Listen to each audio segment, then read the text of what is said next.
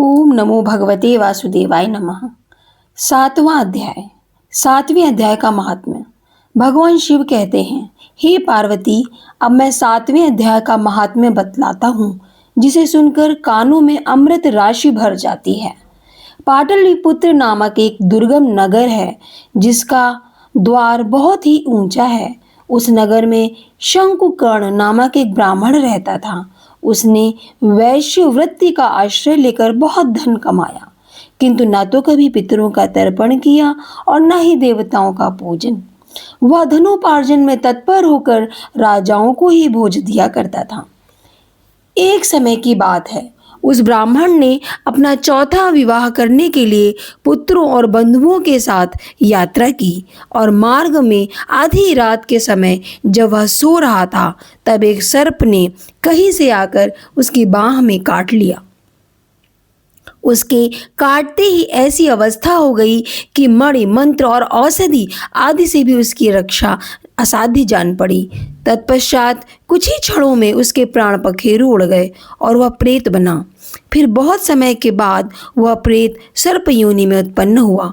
उसका चित्त धन की वासना में बंधा था। उसने पूर्व वृत्तांत को स्मरण करके सोचा, मैंने घर से बाहर करोड़ों की संख्या में जो अपना धन गाड़ रखा है, उससे इन पुत्रों को वंचित करके स्वयं ही उसकी रक्षा करूंगा। सांप की योनि से पीड़ित होकर पिता ने एक दिन स्वप्न में अपने पुत्रों के समक्ष आकर अपना मनोभाव बताया। तब उसके पुत्रों ने सवेरे उठकर बड़े विस्मय के साथ एक दूसरे से स्वप्न की बातें कहीं। उनमें से मंझला पुत्र कुदाल हाथ में लिए घर से निकला और जहां उसके पिता सर्प योनि धारण करके रहते थे, उस स्थान पर गया। यद्यपि उसे धन के स्थान का ठीक ठीक पता नहीं था, तो भी उसने चिन्हों से उसका ठीक निश्चय कर लिया और लोभ बुद्धि से वहां पहुंचकर बॉबी को खोदना आरंभ किया। जब उस बाबी से बड़ा भयानक सांप प्रकट हुआ और बोला, ओ मूढ़, तू कौन है? किस लिए यहाँ आया है? यह बिल क्यों खोद रहा है? किसने तुझे भेजा है? ये सारी बातें मेरे सामने बता। पुत्र बोला, मैं आपका पुत्र हूँ, मेरा नाम शिव है। मैं रात्रि में देखे हुए स्वप्न से विस्मित होकर यहाँ का सुवर्ण लेने के लिए कौतूहल से आया हूँ। पुत्र, पिताजी, आपकी मुक्ति कैसे होगी?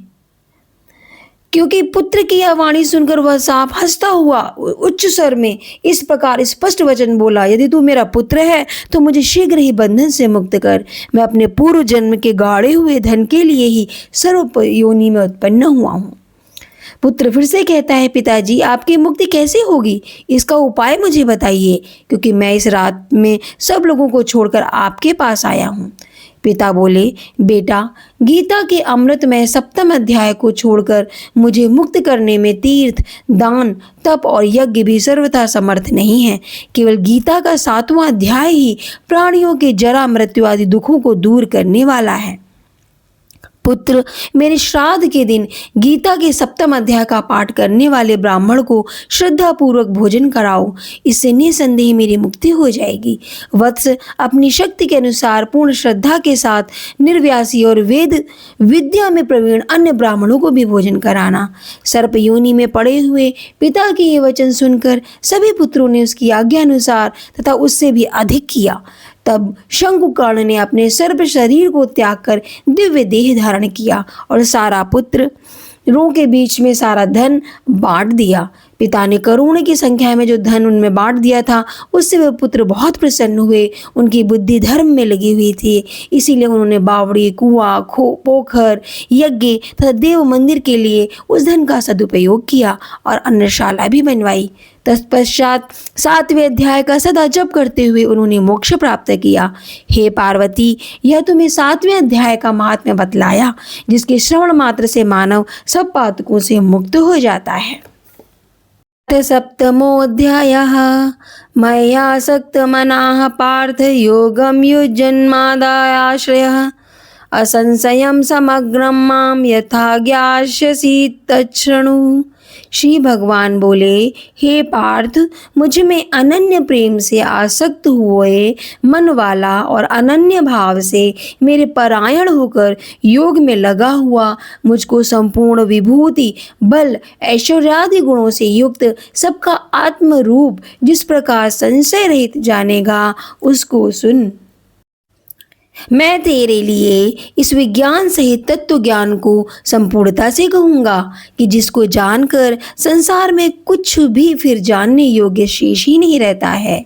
मनुष्याणाम सहस्रेषु कश्चिद्यतति सिद्धये यततामपि सिद्धानाम कश्चिन् मां वेति तत्वतः। हजारों मनुष्यों में कोई एक मेरी प्राप्ति के लिए यत्न करता है और उन यत्न करने वाले योगियों में भी कोई ही पुरुष मेरे परायण हुआ मुझको तत्व से जानता है। पृथ्वी, जल, तेज, वायु तथा आकाश और मन, बुद्धि एवं अहंकार, ऐसे यह 8 प्रकार से विभक्त हुई मेरी प्रवृत्ति है।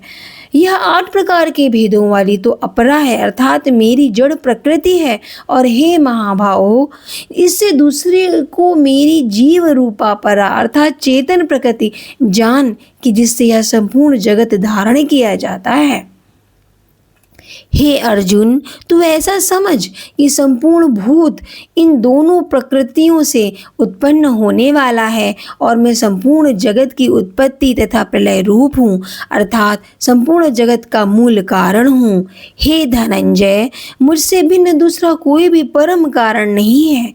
यह संपूर्ण सूत्र में मणियों के सदृश मुझ में गुथा हुआ है। हे अर्जुन, जल में मैं हूँ, जल में मैं रस हूँ, चंद्रमा और सूर्य में मैं प्रकाश हूँ, संपूर्ण वेदों में मैं ओम हूँ, आकाश में शब्द और पुरुषों में पुरुषत्व हूँ, पृथ्वी में पवित्र गंध और अग्नि में मैं तेज हूँ, संपूर्ण भूतों में मैं जीवन हूँ, अर्थात जिससे वे जीते हैं वह तत्व मैं हूँ, तथा तपस्वियों में मैं तप हूँ। बीजं माम सर्वभूतानां विद्धि पार्थ सनातनम बुद्धिर्बुद्धिर्मतामस्मि तेजस्तेजस्विनामहम। हे अर्जुन, तू संपूर्ण भूतों का सनातन बीज यानी कारण मुझे ही जान। मैं बुद्धिमानों की बुद्धि और तेजस्वियों का तेज हूँ।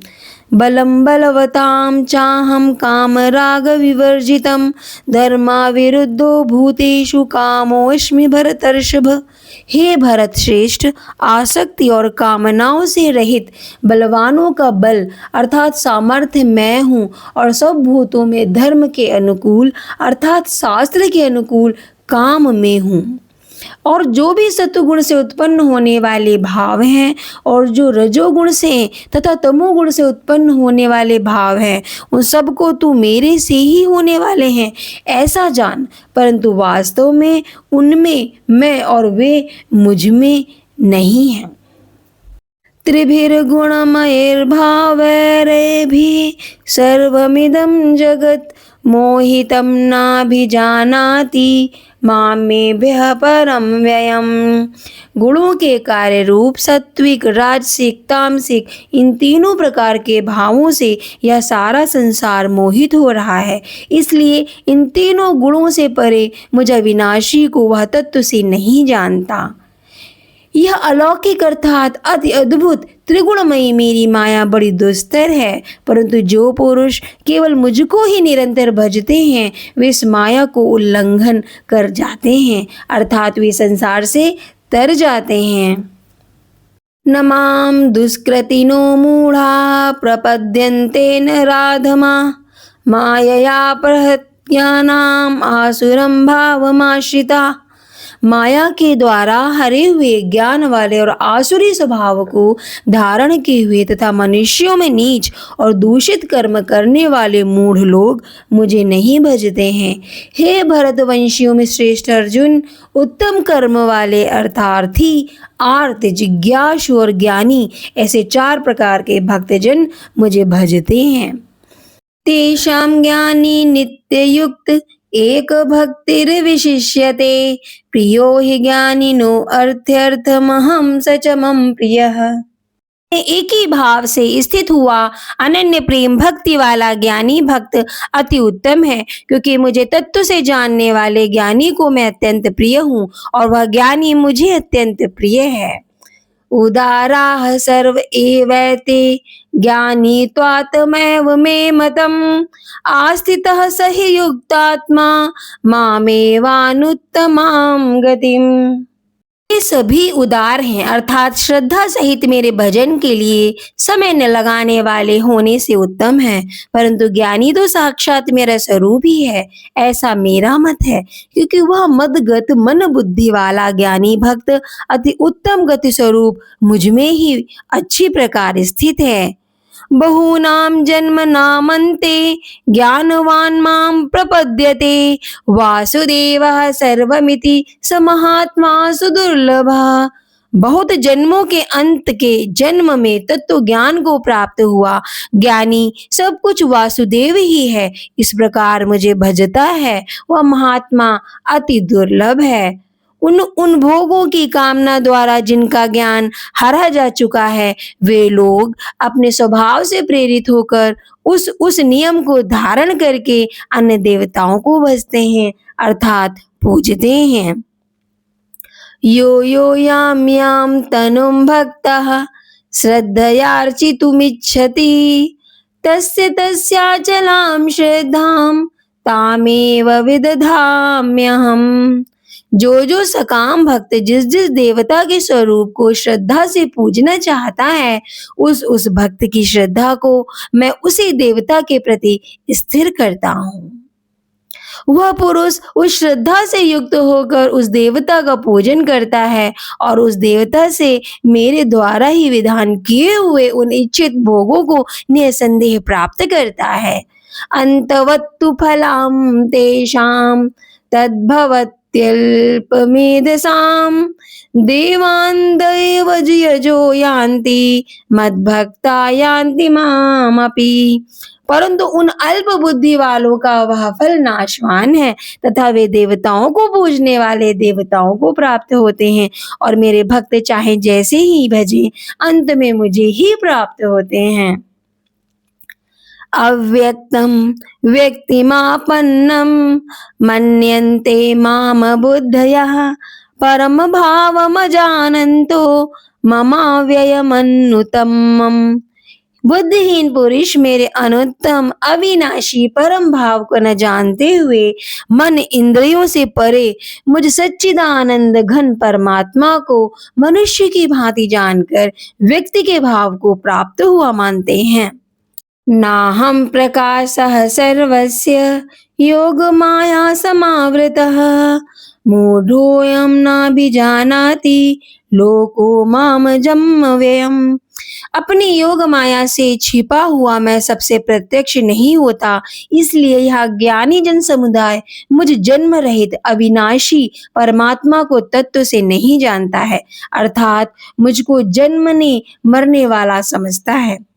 वेदाहं समतीतानि वर्तमानानि च अर्जुन भविष्याणि च भूतानि माम तु वेद न कश्चन। हे अर्जुन, पूर्व में व्यतीत हुए और वर्तमान में स्थित तथा आगे होने वाले सब भूतों को मैं जानता हूँ, परंतु मुझको कोई भी श्रद्धा भक्ति रहित पुरुष नहीं जानता। हे भरतवर्षी अर्जुन, संसार में इच्छा और द्वेष से उत्पन्न हुए दुख सुख आदि द्वंद्व रूप मोह से संपूर्ण प्राणी अति अज्ञानता को प्राप्त हो रहे हैं। येषां त्वन्तगतं पापं जनानां पुण्यकर्मणां ते द्वंद्व मोह निर्मुक्तां भजन्ते माम दृढ़व्रता। निष्काम भाव से श्रेष्ठ कर्मों का आचरण करने वाला जिन पुरुषों का पाप नष्ट हो गया है, वे राग द्वेष आदि जनित द्वंद्व रूप मोह से मुक्त और दृढ़ निश्चय वाले पुरुष मुझको भजते हैं। जरा मरण मोक्षाय मामश्रित्य यतन्ति ये ते ब्रह्म तद्विदुः तत्कृष्णमध्यात्मं कर्म चाखिलम। जो मेरे शरण होकर जरा और मरण से छूटने के लिए यत्न करते हैं, वे पुरुष उस ब्रह्म को तथा संपूर्ण आध्यात्म को और संपूर्ण कर्म को जानते हैं। जो पुरुष अधिभूत और अधिदेव के सहित तथा अधियज्ञ के सहित सबका आत्मरूप मुझे अंतकाल में भी जानते हैं, वे युक्त चित्त वाले पुरुष मुझको ही जानते हैं, अर्थात मुझको ही प्राप्त होते हैं। साधिभूताधिदैवं मां साधियज्ञं च ये विदुः प्रयाणकालेऽपि च मां ते विदुर्युक्तचेतसः। इस प्रकार उपनिषद, ब्रह्म विद्या तथा योग शास्त्र स्वरूप श्रीमद् भगवद गीता में श्री कृष्ण तथा अर्जुन के संवाद में ज्ञान विज्ञान योग नामक 7 हुआ। ओम तत्सदिति श्रीमद् भगवती गीतासूपनिषत्सु ब्रह्म विद्यायां योग शास्त्रे श्री कृष्ण अर्जुन संवादे ज्ञान विज्ञान योगे नाम 7मो अध्यायः। जय श्री कृष्ण, जय श्री कृष्ण, जय श्री कृष्ण। अगर आपको यह गीता का अध्याय बहुत अच्छे से समझ में आ गया है तो कृपया आपसे अनुरोध है, सनातन धर्म के इसी तरह के प्रचार और प्रसार के लिए इस चैनल को सब्सक्राइब करें, इस वीडियो को अधिक से अधिक शेयर करें। जो भी व्यक्ति अपने पूर्वजों की आत्मा को शांति प्रदान करना चाहता है तथा उन्हें बुरे योनियों से मुक्त करना चाहता है, इस 7वें अध्याय का पाठ अवश्य करें। खासकर जब कभी श्राद्ध हो या फिर अमावस्या हो, तब इसका पाठ अवश्य करना चाहिए। धन्यवाद।